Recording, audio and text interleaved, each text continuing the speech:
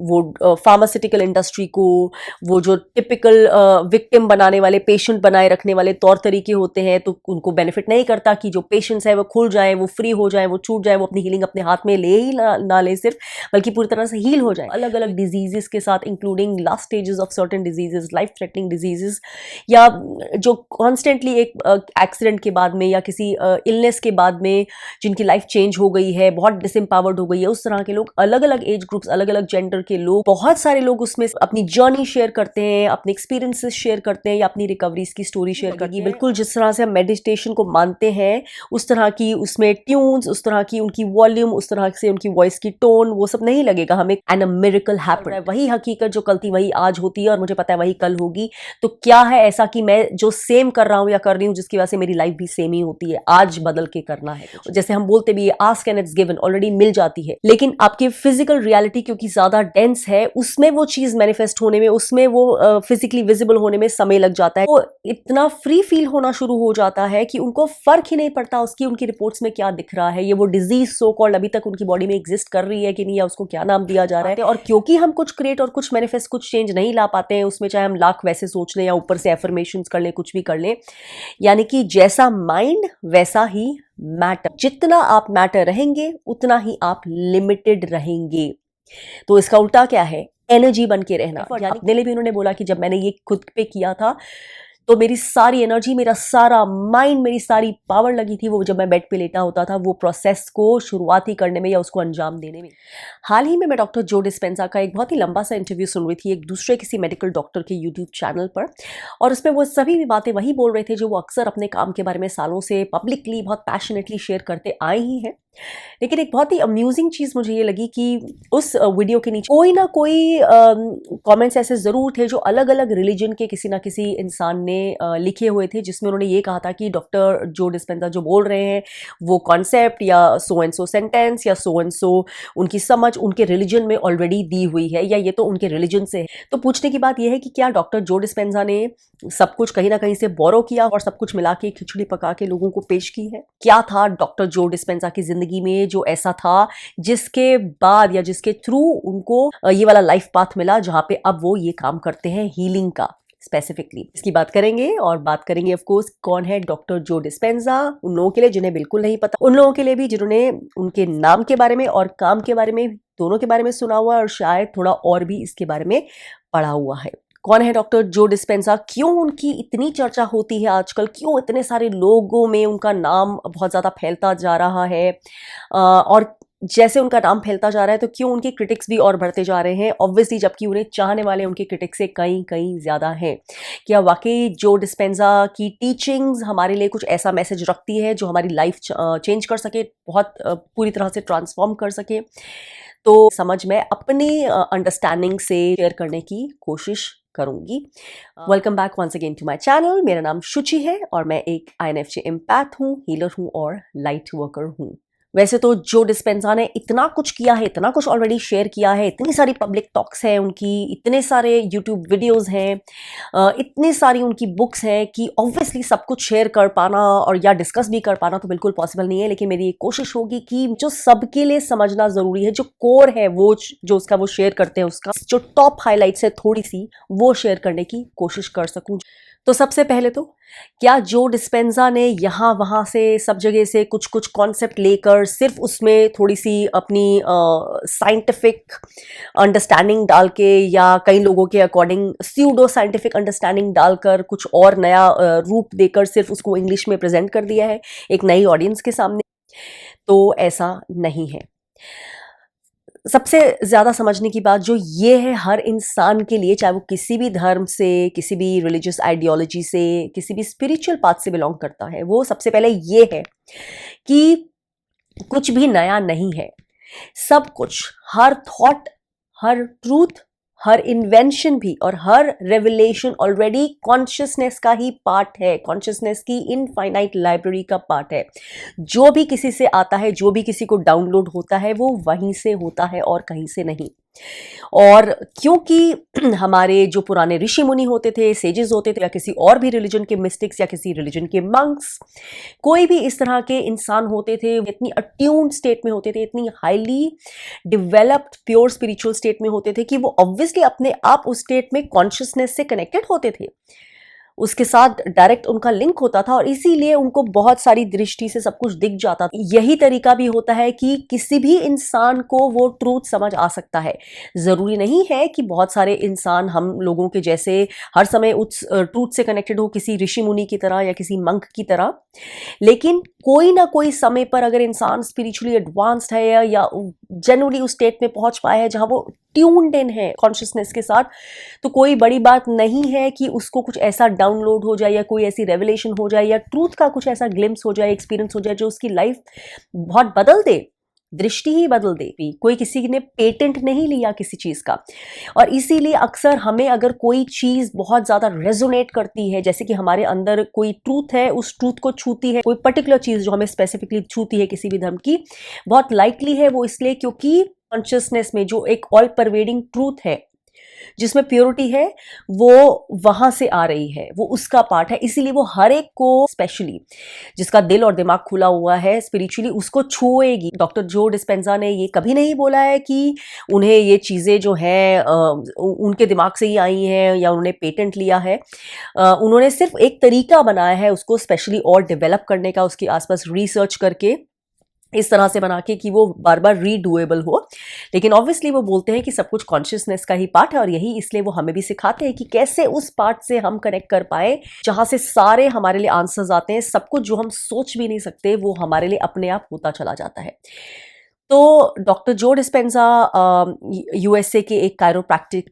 के डॉक्टर हैं। 1980s में उनका एक एक्सीडेंट हुआ था, एक बाइसिकल रेस में पार्टिसिपेट कर रहे थे जहां पर उनको किसी ट्रक ने आई बिलीव कहीं मारा था, और इसके बाद उनकी जो स्पाइन में बहुत चोट आई थी, फ्रैक्चर हो गई थी, and he was obviously bed ridden. क्योंकि वो जिस प्रोफेशन में थे ऑब्वियसली उन्हें बहुत सारे जानने वाले थे मेडिकल फील्ड में, तो उन लोगों ने भी ऑब्वियसली उनको बहुत ज़्यादा जो है डायरेक्ट गाइडेंस देने की कोशिश की, अपने ओपिनियंस देने की कोशिश की, और अल्टीमेटली यही हुआ कि या तो वो बेड रिडन रहेंगे, पूरी ज़िंदगी चल ही नहीं पाएंगे, या कोई होप हो सकती है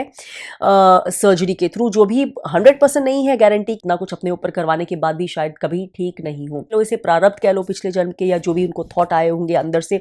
जिन्होंने उन्हें उस समय गाइड किया, वो यही थे कि ही decided against both of these things. और बेड रिडन पोजीशन में ही, क्योंकि थोड़ी बहुत उन्हें समझ तो थी ही एनाटॉमी की ऑब्वियसली, तो उन्होंने अपने माइंड में जाकर काम करना शुरू कर दिया कि मैं अपने को खुद ही ठीक करूंगा। और वो आसान नहीं था।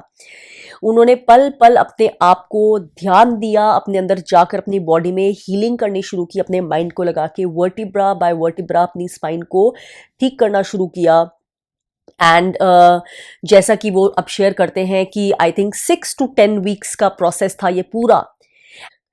वो ना सिर्फ पूरी तरह से हील हो गए बिना किसी सर्जरी के, बिना किसी इंटरवेंशन के, वो वापस आराम से चलने लग गए। He went back to better than a normal life, और उन्हें उनका लाइफ पाथ भी मिल गया जो उन्होंने अपने अंदर पूरी तरह से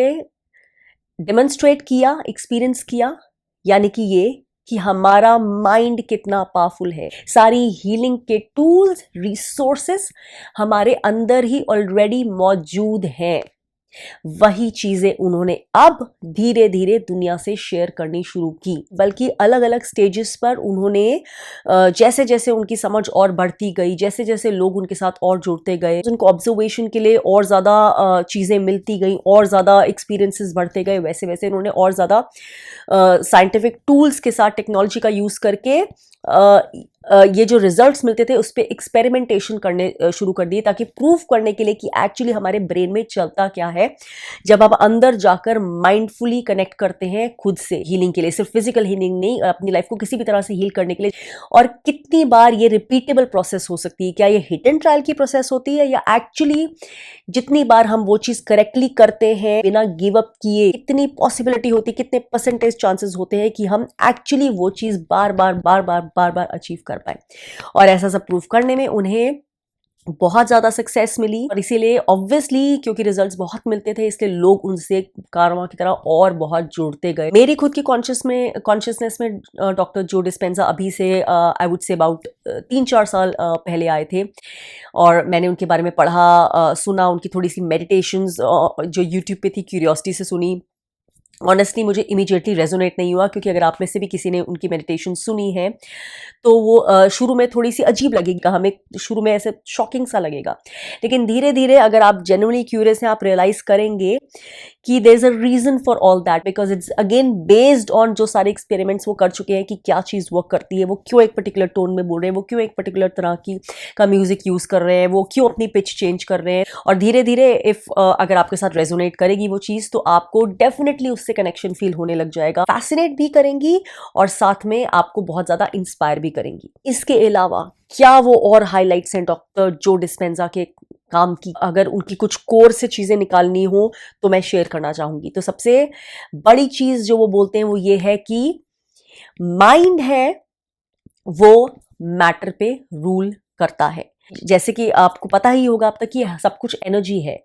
कोई स्थूल से स्थूल चीज़ भी है जो फिजिकल लग रही है वो भी एनर्जी है। वो स्थूल या डेंस या सॉलिड सिर्फ इसलिए अपीयर हो रही है क्योंकि उसकी जो वाइब्रेशनल फ्रीक्वेंसी है वो बहुत बहुत लो है, इसलिए वो आपको मोशन में नहीं दिखेगी विद योर नॉर्मल आई। लेकिन इसका मतलब ये नहीं कि वो वाइब्रेट नहीं कर रही। और ये हमें हर मेडिटेशन में भी सिखाया जाता है, यही बताया जाता है कि कुछ भी स्थूल नहीं है, कुछ भी स्थिर नहीं है, जैसे कि विपश्यना में भी सिखाया जाता है। तो वही प्रिंसिपल फॉलो करके हमें समझने की ये बात है कि डॉक्टर जो डिस्पेंजा बोलते हैं कि अगर आप मैटर से मैटर को चेंज करने की कोशिश करेंगे तो बहुत समय लगेगा। और क्योंकि दुनिया को अभी तक यही सिखाया है जिसे वो बोलते हैं कि न्यूटोनियन मॉडल ज़्यादातर, अभी न्यूटन का मॉडल ज़्यादातर फॉलो हुआ है, उसके हिसाब से हम जो अपनी ज़िंदगी ऑपरेट करते आए हैं, तो इसीलिए हमारी जो रिजल्ट्स मिलते हैं किसी भी चीज़ में, मैनिफेस्टेशन की एबिलिटी वो बहुत ही स्लो है, बहुत ही लो है एक एवरेज इंसान की। वो इसलिए क्योंकि हम मैटर से मैटर को चेंज करने की कोशिश करते हैं। अगर डिजीज़ के केस में मैं सपोज ये समझाने की कोशिश करूँ तो डिजीज़ है वो हमारी बॉडी में कुछ डेंस चीज़ है, कुछ स्टक है, कुछ फंसा हुआ है, उसको हम अब मैटर से यानी कि दवाई की पिल से या फार्मास्यूटिकल इंटरवेंशन से या सर्जरी से, बेसिकली जो भी कुछ ऐसे सॉलिड जो चीज़ें हैं, जो क्वांटिफाइबल चीज़ें हैं, जो ऑब्जर्वेबल चीज़ें हैं, उनसे फिक्स करने की कोशिश करते हैं। तो वो प्रोसेस अच्छी भी हो सकती है, नहीं भी, मतलब बहुत मिक्स रिजल्ट्स हैं। हम कुछ उसमें गारंटी नहीं दे सकते कि क्या होगा, प्रोसेस बहुत स्लो भी होती है। ये डिजीज़ है, ये चीज़ है तो ये इतने टाइम में ठीक हो ही नहीं सकती, या इसकी तो ठीक ही नहीं हो सकती, या इसका तो ये प्रोग्नोसिस है एंड सो ऑन। लेकिन वो कहते हैं कि अगर मैटर को चेंज करना है फास्ट तो आप थॉट से चेंज करिए। यानी कि उल्टा करके अगर बोलना चाहें कि अगर आप चाहते हैं कि आप कोई चीज़, कोई सो कॉल्ड फिजिकल रियलिटी अपनी ज़िंदगी में सिर्फ थॉट से चेंज करने की पावर चाहते हैं कि थॉट भर से ही चेंज कर लें, तो आपको भी पहले थॉट ही बनना पड़ेगा,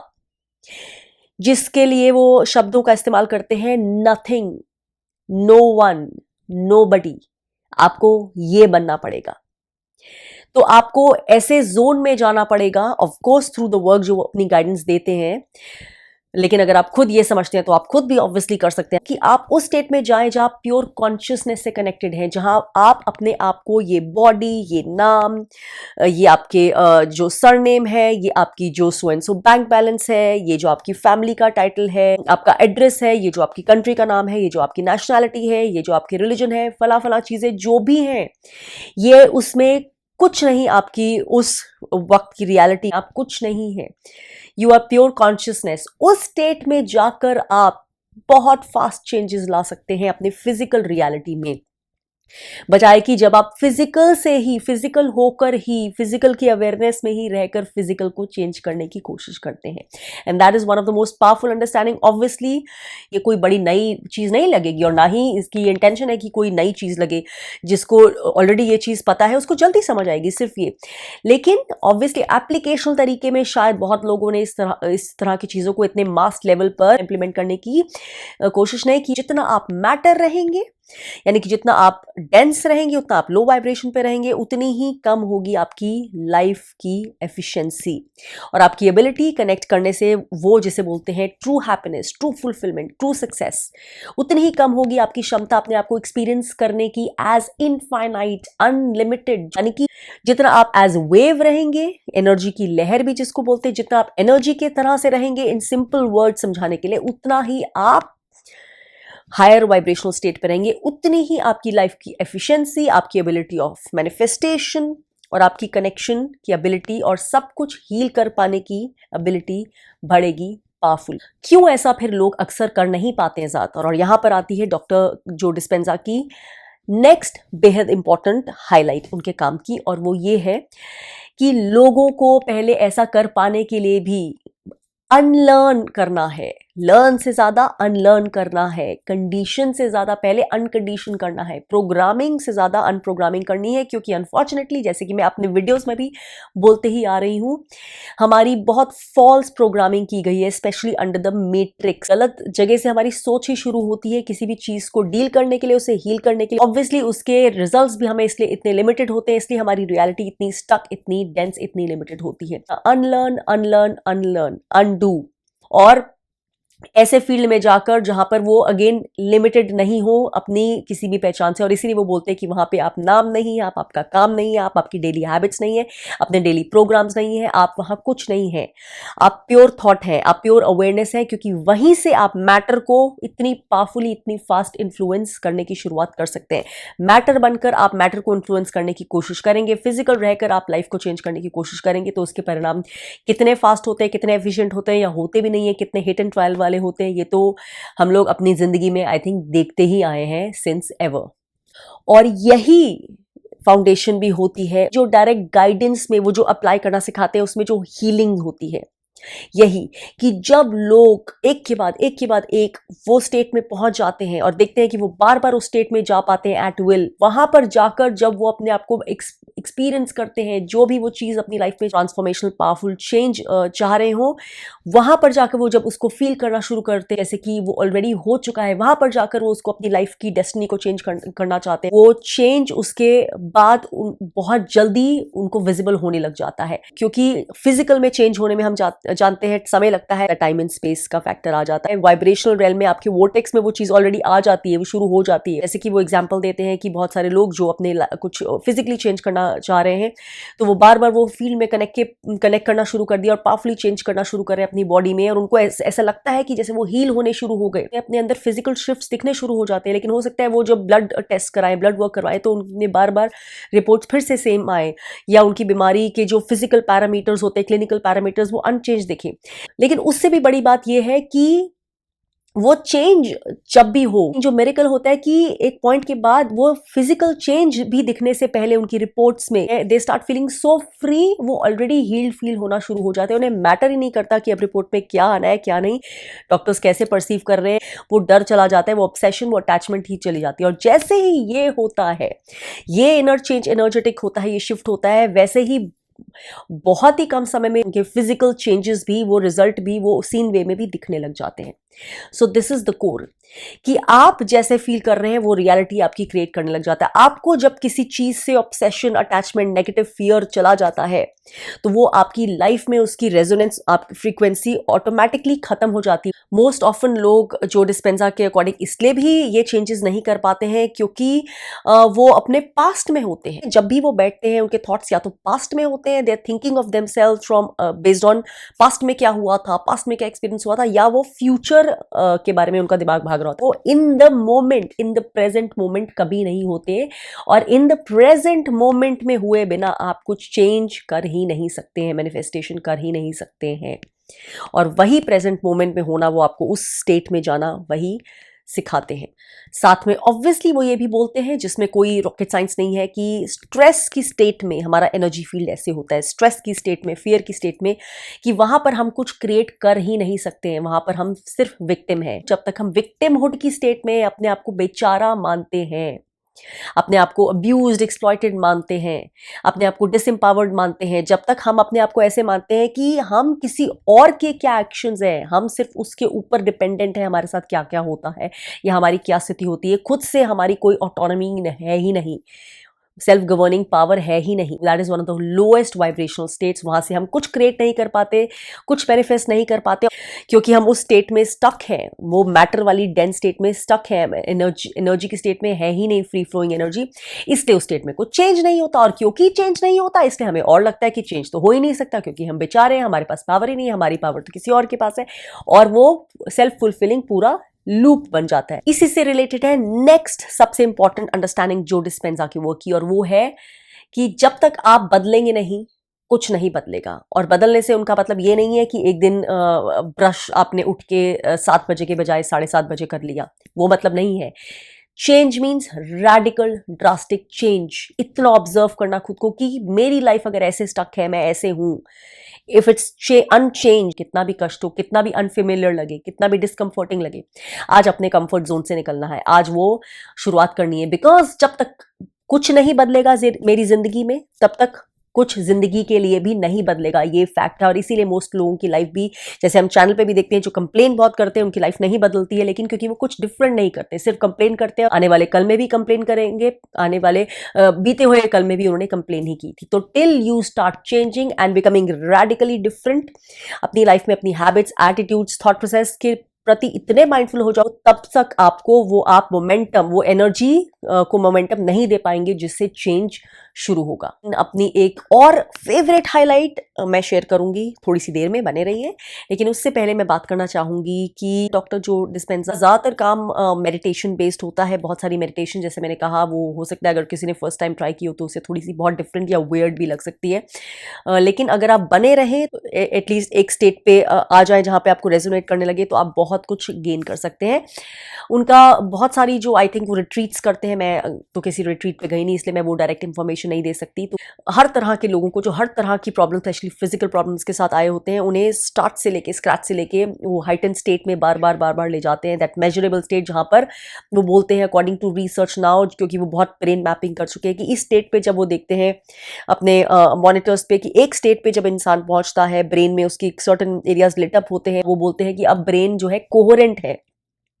और हार्ट की एनर्जी ब्रेन से कनेक्टेड है। वो सबसे हाइटन स्टेट होती है, रिसेप्टिव स्टेट, जहां पावरफुल चेंजेस होने लग जाते हैं, जो अनएक्सप्लेनेबल चेंजेस, जो मिरेकल्स हैं, और वो बार बार रिपीटेड होते हैं। अपनी ऑनलाइन मेडिटेशंस के थ्रू भी वो यही सब चीजें सिखाते हैं। उन्होंने बहुत सारी किताबें भी लिखी हैं। Some of his very very famous and popular books are being supernatural, I am the placebo and breaking the habit of being yourself. नाम से ही समझ आता है कि आपको जो आप है, जो आप अपने आप को समझते हैं, मानते हैं, जिसकी वजह से आपकी लाइफ रोज वैसे ही घूमती रहती है, वो जो आप हैं उसको ब्रेक करना है, अपने वो होने की हैबिट को ब्रेक करना है। इतने सारे लोगों को उनकी चीज़ों से, उनकी शेयरिंग से, उनके काम से इतना बेनिफिट मिला, इतनी लाइफ चेंज हुई है, और बहुत सारे लोगों ने बहुत प्यार करते हैं। लेकिन क्या है ऐसा, उनके क्रिटिक्स भी हैं, और जो टाइम टू टाइम कुछ क्रिटिक्स बहुत हार्श होते हैं। और क्या है रीज़न कि उन्हें ऑफन, अगर आप ऑनलाइन सर्च करें या विकीपीडिया में भी सर्च करें, उनके बारे में ज़्यादा इंफॉर्मेशन नहीं मिलेगी, या उनके बारे में जो इंफॉर्मेशन है वो थोड़ी डेरोगेटरी लगेगी, वो नेगेटिव साउंड करेगी। तो उनका क्रिटिसिज्म करने वाले, मुझे लगता है, वहीं से ज़्यादातर आएंगे जो बहुत एक साइंस के बॉक्स में अपने आप को फिक्स करा हुआ है। मैंने अपने आप को वैसे फिक्स नहीं किया, मेरी सोच वैसी नहीं है, ऑब्वियसली मैं अलग हूँ एनर्जेटिकली थी, इसलिए मैं रेजोनेट कर सकती हूँ कि वो क्या बोलना चाह रहे हैं, वो क्या समझाना चाह रहे हैं। क्योंकि वो समझ, जैसे कि मैंने अपने वीडियोस में बताया हुआ है, लाइट वर्कर वाली भी हमेशा मेरे अंदर से ही थी, कि हीलिंग तो अपने अंदर से ही होती है। और इसलिए जब मैंने उनके बारे में पढ़ना शुरू किया कि देयर इज वन पर्सन जो एग्जैक्टली वही बोल रहे हैं जो मेरे को पता था, लेकिन कोई इंसान ऐसे 100% नहीं बोलता था। ऑब्वियसली मेरे पास टूल्स नहीं थे, मेरे पास ये चीज़ समझाने का, प्रूफ करने का तरीका नहीं था, शायद मैं इतनी एडवांस नहीं थी इसके एक्सपेरिमेंटेशन में, इसके एक्सपीरियंस में, लेकिन उन्होंने वो चीज़ करके दिखाई, वो बता रहे हैं वो चीज़, तो आई कुड रेजोनेट टोटली। तो ज़्यादातर लोग जो उनके काम को मैंने पाया है, मैंने ऑब्जर्व किया है, पुल डाउन करते हैं या डिट्रैक्ट करते हैं, क्रिटिसाइज करते हैं, वो ज़्यादातर वो होते हैं या तो साइंस के रेल्म में जो होते हैं, जिनके काम scientist, so called typical doctors, या सारे लोग फार्मास्यूटिकल इंडस्ट्री वाले, जिनका या तो उनका दिमाग इतना बंद है कि उनको अभी समझ ही नहीं आई है, वो देख ही नहीं पाए हैं कि साइंस तो सिर्फ एक टर्म है, उसके बियॉन्ड कॉन्शियसनेस है और बहुत कुछ ऐसा है जो आप एक्सप्लेन नहीं कर सकते जब तक आप एक्सपीरियंस नहीं करें। 3 डायमेंशनल अंडरस्टैंडिंग में ट्रैप्ड है वो, ऑब्वियसली जो दूसरा इंसान उस अंडरस्टैंडिंग के बियॉन्ड खुल रहा है उसको समझ नहीं पाएंगे। तो सबसे बड़ा रीज़न ये होता है। और नेक्स्ट रीज़न ऑब्वियसली, क्योंकि जैसे हम जानते हैं ये मैट्रिक्स का जंजाल है, तो यहाँ पर बहुत सारे लोगों की दुकानें बंद हो जाती हैं, फार्मास्यूटिकल इंडस्ट्री को इम्पैक्ट होता है। सो कॉल्ड साइंस जो आजकल शायद साइंस रह नहीं गई है, क्योंकि बहुत कुछ साइंस में मनी इन्फ्लुएंस करती है, किसने पैसा लगाया है, किसका क्या बेनिफिट है, तो we should follow the money, तो उनका फायदा नहीं होता। तो एक पूरी इंडस्ट्री जो लोगों के बीमार रहने पर डिपेंड करती है, वो पूरी इंडस्ट्री को एक तरह से थ्रेट है। तो फिर बहुत सारे इसलिए उनके अगेंस्ट जो ओपिनियंस होते हैं, और जैसे कि मैं बोलती हूँ कि मास मीडिया एक पर्टिकुलर तरह का थॉट प्रोसेस जो है वो कंट्रोल करता है, तो इसीलिए इस तरह के लोग जो अपना शेयर करते हैं उन्हें इंडिपेंडेंटली करना पड़ता है। वो बहुत ज़्यादा मेन स्ट्रीम मीडिया पर डिपेंड नहीं कर सकते, क्योंकि मेन स्ट्रीम मीडिया दूसरी तरह के थॉट प्रोसेस के कंट्रोल के अंडर है। और फिर कुछ लोगों के मैं पढ़ती हूँ कि उन्हें कंसर्न होता है कि डॉक्टर जो डिस्पेंजा शायद स्कैम करते हैं लोगों को, या वो बहुत ज़्यादा पैसे चार्ज करते हैं, उनकी रिट्रीट्स बहुत एक्सपेंसिव होती हैं, वो अपने प्रोडक्ट्स बहुत ज़्यादा बेचने की कोशिश करते हैं। ये तो सब्जेक्टिव ओपिनियन है, तो इसमें मैं कुछ नहीं कहना चाहती हूँ। मैं सिर्फ यही कह सकती हूँ कि मैंने उनका कोई प्रोडक्ट नहीं खरीदा अभी तक, except for a couple of books, और जो बहुत ही वर्दी हैं। और बहुत सारे ऐसे लोग हैं जिन्होंने कुछ भी खरीदा नहीं, सिर्फ उनकी बहुत सारी फ्री मेडिटेशंस अवेलेबल होती हैं, बहुत ज़्यादा वो यूट्यूब पर वही फॉलो करके अपनी लाइफ चेंज कर रही है। और अपनी लाइफ इससे मैंने टोटली चेंज करी उनकी मेडिटेशन से, ये तो मैं नहीं बोलूँगी, क्योंकि ऑब्वियसली मैं बहुत सारी अलग चीज़ें अपनी हीलिंग प्रैक्टिस में ऑलरेडी मेरी लाइफ का पार्ट रही हैं। लेकिन उनकी काफ़ी सारी मेडिटेशन से मैं कनेक्ट कर पाई हूँ, मैं समझ पाई हूँ कि ये क्या करने की कोशिश करी। और बहुत बार मैं एक स्टेट में गई हूँ जहाँ पर बहुत कुछ मुझे लगा मैंने रिलीज़ किया है, वाइब्रेशनली शिफ्ट कर पाई हूँ। और ये सारी मेडिटेशन मैंने तो फ्री में ही की है, जस्ट यूट्यूब के ऊपर। लोग उनके meditations obviously lengthier deeper detail meditations चाहते हैं वो खरीद भी सकते हैं। रही बात सब कुछ फ्री देने की, तो ये तो ऑब्वियसली किसी के लिए भी पॉसिबल नहीं होता। जब आपका काम बढ़ता है, लोग आपके साथ बहुत ज़्यादा जुड़ने लगते हैं, आप बहुत ज़्यादा एक बहुत स्केल पे प्रोवाइड करना है, तो फ्री में तो आप अपनी टाइम, एनर्जी या वो एप्लीकेशनल सर्विसेज गाइडेंस दे नहीं सकते। जहाँ तक कि एनर्जी की बात है, तो मुझे पर्सनली अभी तक डॉक्टर जो डिस्पेंजा की एनर्जी जितना भी मैंने उन्हें सुना है, मुझे बहुत अच्छी लगती है। मुझे उनकी एनर्जी हाई वाइब्रेशन लगती है, मुझे वो ऑथेंटिक लगते हैं, ट्रूथफुल लगते हैं, जो भी वो बोल रहे हैं उसमें आई ट्रस्ट की जिस तरह की उनकी काम की एनर्जी आती है, जिस तरह का वो चेंज ट्रांसफॉर्मेशन लाए हैं, जिस तरह की मुझे उनसे रेजोनेंस आती है, तो वो समझदारी होंगे कि क्या चार्ज करना है क्या नहीं। अब वो अभी ऐसे लगते हैं, बाद में हमेशा ऐसे रहेंगे कि नहीं, वो मैं नहीं जान सकती। वो मैं ऑब्वियसली किसी के लिए वाउच नहीं कर सकती कि इंसान आगे चल के चेंज हो जाए या नहीं हो, लेकिन अभी तक मुझे पता है कि वो एक डेफिनेटली एक इवॉल्व्ड स्पिरिचुअल ह्यूमन बीइंग है, जिसका वो लाइफ पर्पस है, जो अपने इतना कुछ शेयर करते हैं, इतना कुछ डेडिकेट किया। एंड एज आई सेड कि उनका बहुत कुछ तो फ्रीली अवेलेबल है, तो ये इंसान की चॉइस है, वो किसी चीज़ को परचेज करके उसमें और डीपर जाना चाहता है, या वो फ्री रिसोर्सेज यूज करना चाहता है। जहाँ पे ऑब्वियसली बहुत सारे लोगों की लाइफ चेंज हुई है और वो बहुत कुछ शेयर करते हैं, वहाँ पे ऑब्वियसली ऐसे लोग भी हुए होंगे जिनका कुछ चेंज नहीं हुआ, जिनको ज़्यादा ट्रांसफॉर्मेशन नहीं दिखी है। ये भी हो सकता है कि इसी तरह के लोग कुछ वो भी हों जो उनके क्रिटिक्स बनते हैं, या फिर ऐसे भी लोग मैंने देखे हैं उनकी 1-2 किताब ही पढ़ी है, ज़्यादा उनके काम में डीप गए नहीं है, खुद अपने पे अप्लाई करने की कोशिश नहीं की है, या की है तो बहुत क्विकली छोड़ दिया है, जल्दी गिव अप कर दिया है, क्योंकि उस टाइप के थॉट प्रोसेस नहीं आते जो अपने आप पर एक्चुअली डीप इनर काम करे, परसिस्टेंट रहे, कमिटेड रहे। वो बहुत जल्दी क्विक रिजल्ट्स ढूंढते हैं, और जब नहीं मिलते हैं तो वो प्री अजम्पशंस के बेसिस पे, अपनी प्री बायसेस के बेसिस पर ही उन्हें क्रिटिसाइज करते हैं कि ये सब उन्हें फिजूल की बातें लिखी हैं, फॉल्स क्लेम्स करते हैं, या जो उनके काम को स्यूडो साइंस का लेबल देकर वॉश अवे करने की कोशिश करते हैं, कि वो एक्चुअली क्वांटम फिजिक्स की बात नहीं करते, वो कुछ और ही डेफिनेशंस देते हैं। तो अल्टीमेटली मुझे उन चीज़ों से मतलब नहीं है। वो नहीं बोलते हैं कि मैं न्यूरो साइंटिस्ट हूँ, सिर्फ ये बोलते हैं कि